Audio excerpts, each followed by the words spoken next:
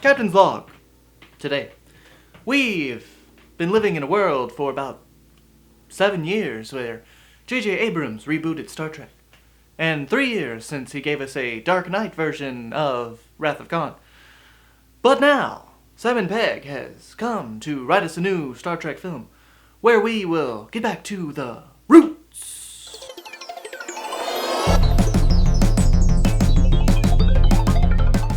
So Star Trek Beyond is the third installment of the new Star Trek universe, movies, thing, franchise, McDonald's. The second film being Into Darkness, which I just thought was surprisingly overly dark. I mean, I love me some Benedict Cumberbatch, but that movie just wasn't a lot of fun, and it was a little too much like Wrath of Khan. I mean, it was basically a soft remake of Wrath of Khan. I mean, after the first Star Trek movie, which I really like, I wanted to see the crew of the Starship Enterprise go out and have adventures and be awesome. A few of my complaints right up front. The movie starts off on a little bit of a downer. I mean, we see Kirk and Spock, and they're both they're like 3 years into their 5-year mission, which is like, oh my goodness, we've missed...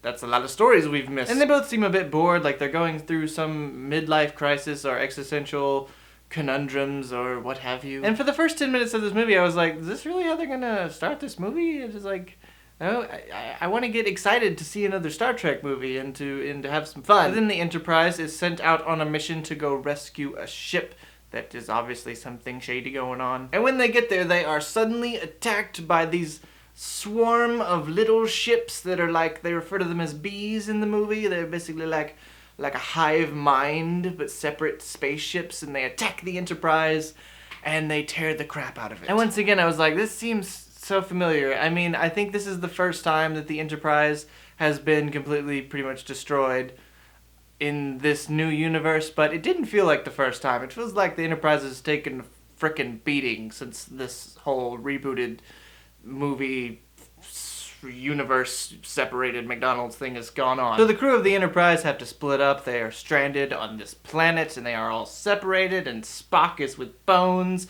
and Kirk is with Chekhov. And Scotty meets up with this new alien female character who's kind of awesome. And they have to try to find each other and work together to come up with a plan to save the rest of the Enterprise crew, who have all been captured by this mysterious alien guy played by Idris Elba. Now, I did not know that Idris Elba was in this movie, and I did not realize it was him until much later in the movie because he is so completely covered in makeup. And I have to say, I wasn't really impressed with this villain throughout the movie. I think half of that is because he is so covered in makeup that it was hard for me to tell it was Idris Elba, let alone get a really great performance through all of that. Second of all, he also is completely mysterious until pretty much towards the end.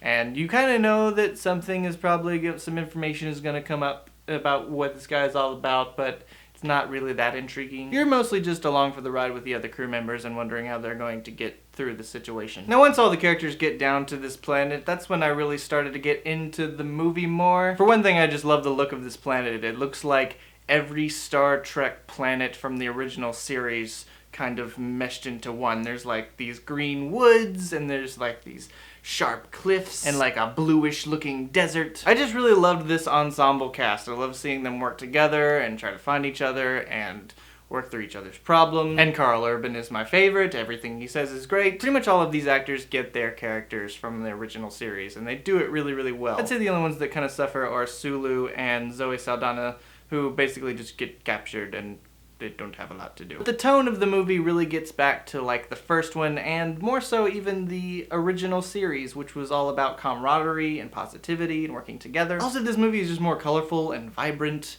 I mean, there's a lot of red and blue and yellow shirts running around, obviously. It may have just needed a little bit more humor, especially in the beginning parts of the film. It feels like the other two films had a bit more humor than There's also a song choice that is in this movie that was also in the first Star Trek movie, and it's used again here, and it just feels confusing and kind of lame. As I said again, Simon Pegg co-wrote this one, so he obviously is a fan of the original series. He gets these characters, he gets this tone, and he does a great job. So a few problems here or there, but I think it's a really fun movie. It's a great summer movie. It's got a lot of action and adventure, and a lot of great characters. And I might have teared up a little bit at the end when it shows a picture of the original cast, and it says for Leonard Nimoy and for Anton.